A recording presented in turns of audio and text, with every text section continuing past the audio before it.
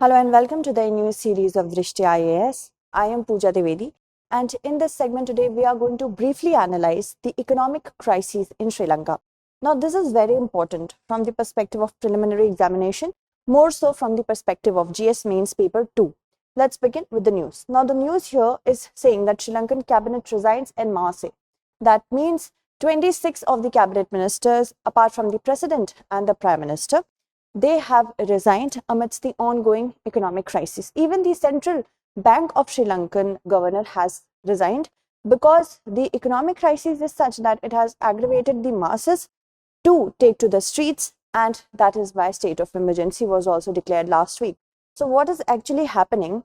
Severe shortage of foreign currency has been recorded in Sri Lanka, which made Sri Lanka to have no funds in the coffers to import essentials such as fuel. That resulted in debilitating power cuts, even up to 13 hours of power cuts, causing a great hardship to the people. Shortages and soaring inflations can be attributed to the devaluation of currency that Sri Lankan government has decided to do ahead of the loan talks with IMF, International Monetary Fund. And of course, the Sri Lankan government, because of the state of emergency, was declared last week. It had put a ban on the social media platforms such as Facebook, Instagram, WhatsApp, but it has now lifted it. And access has been restored after whopping 15 hours. And this imposition of the ban has also aggravated the common citizens to take onto the streets. Anti-government protesters are defying curfew, even more so that they are defying the curfew to attack the Prime Minister and President's house. Let's move on and talk about what is happening with Sri Lanka. Why did Sri Lanka reach at this point? Now, the economic mismanagement by successive governments have resulted so. Now, it is not something that it has come all of a sudden, but in 2019 as well, the Asian Development Bank working paper said that Sri Lanka is a classic twin deficit economy. Twin deficit means it has budget shortage, okay? Budget shortage is there, and it has current account deficit. Current account deficit. It has a current account deficit of $10 billion. So it's not helping. It doesn't have the budget to do so. Also, the current account deficit is a lot. It is having a lot of expenses. The profligacy of Sri Lankan government is a lot, but revenue is nil. That is because there were deep tax cuts that were promised by the Rajapaksa government during the 2019 election, which made the government think about where we will get our revenue from. If the manifesto is such popular that tax cuts are going to be this deep, no revenue is there. Also, the COVID-19 pandemic made the government's whatever funds were left to get absorbed. Why? Because Sri Lankan government depends a lot on tourism. Because of the COVID-19 pandemic, tourism was under lockdown, and that made the revenue to fall down. Also, it depends a huge amount of it gets a huge amount of its funds or revenue basically from foreign remittances. When COVID-19 was there, of course, because of the lag in foreign remittances, that was also another case. It also, because of this issue, it was locked out of international capital market, which made Sri Lanka not to have any sort of access to the international capital market, leading to decline in revenue. Also, there was a ban on all chemical fertilizers in 2021. Why? Because Sri Lanka wanted to move to organic economy. That made the harvest of rice to come down, and farm sector also was badly affected by this.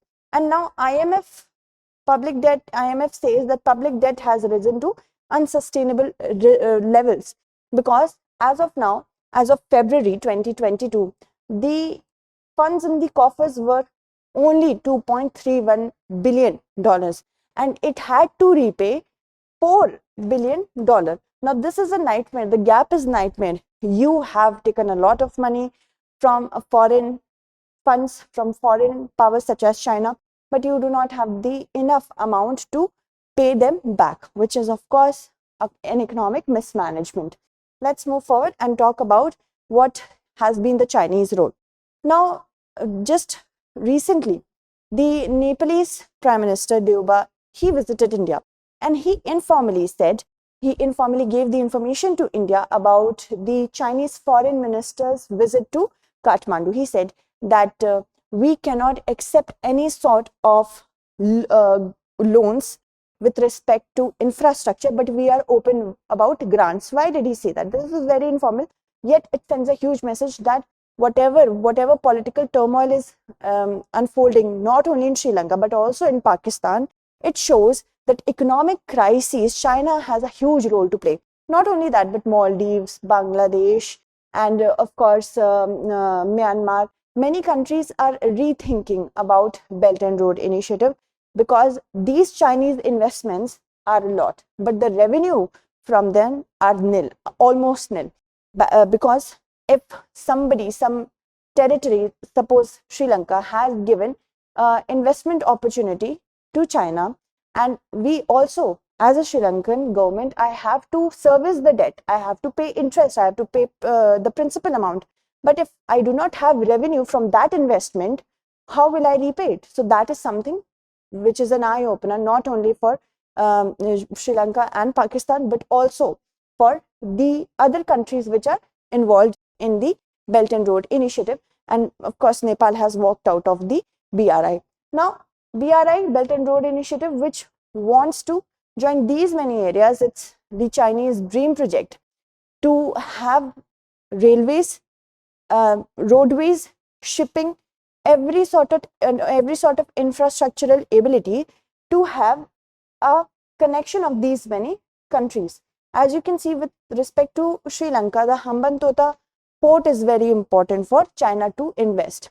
Now, suppose China has given loan to Sri Lanka, but Sri Lanka is unable to repay the amount which was going to be paid in debt. Now, what will China do? China will take the control of Hambantota port, install its military over there, and this is a win-win situation for China, because it wants to get all powerful in the Indian Ocean region. This is one of the ambitions. Then Chinese debt in South Asia, it has risen from 4.7 billion to upwards of $40 billion. There are high interest loans from China in the name of infrastructure development. And as I told you, the repercussions is in front of us. Now, China should also be worried about not only Sri Lanka, but also Pakistan. Although Pakistani Prime Minister Imran Khan Niazi, he is continuously attacking US over it. It might be music to ears of China, but of course, China should be worried. How will it get its money back? How will it get its investment money back?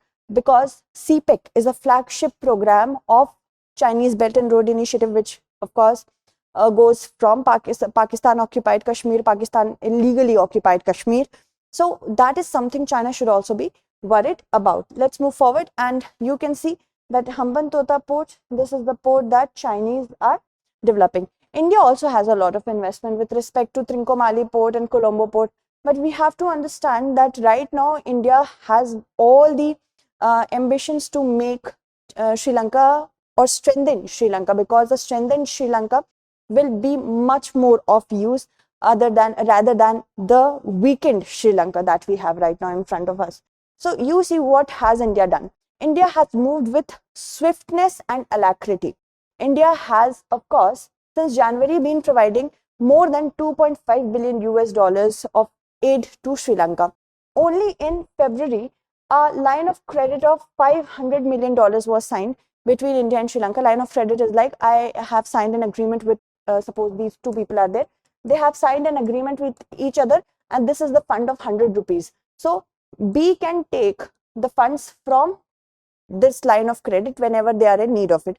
It is generally provided by the central bank of a country to governments, to businesses. Okay. Then 4 consignments which are totaling over 150,000 tons of jet aviation fuel, diesel and petrol have arrived. Also, consignment of food aid in the form of rice has arrived. $1 billion for food, medicine and essential items has been signed as well. Also, India has extended a 400 million currency swap. So India has all the reasons to help Colombo right now. India has also deferred payments owed by the Central Bank of Sri Lanka, which is owed to the Reserve Bank of India under the Asian Clearance Union, worth several hundreds of dollars. So this is what India has done. and it will prove to be very beneficial for India if we are able to help Sri Lanka in the time of need. Not only that, but where do we go from here? First of all, there are certain challenges that we have to see.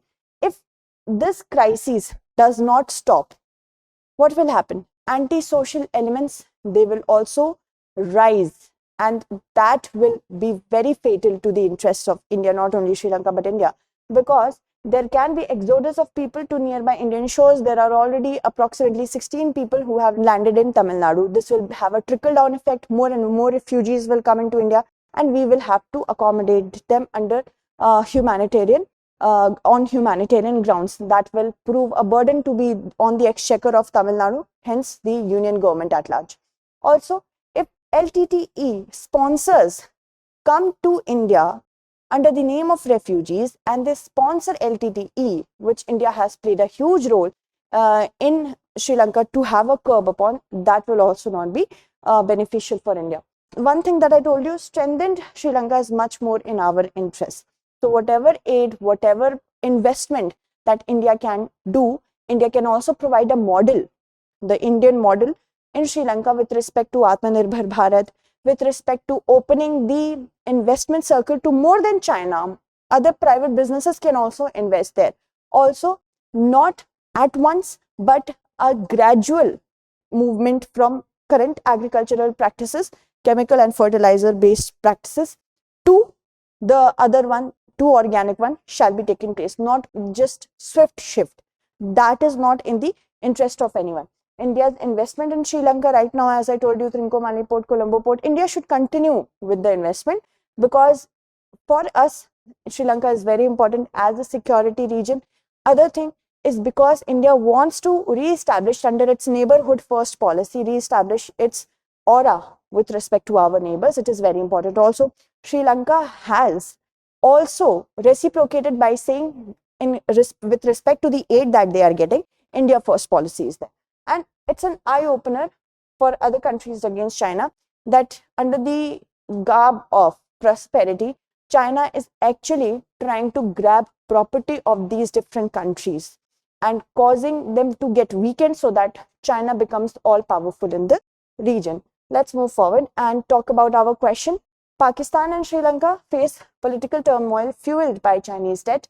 Critically analyze. Okay, so that's it for today. Tomorrow we shall meet again with another segment. Until then, stay updated, and thank you so much for watching.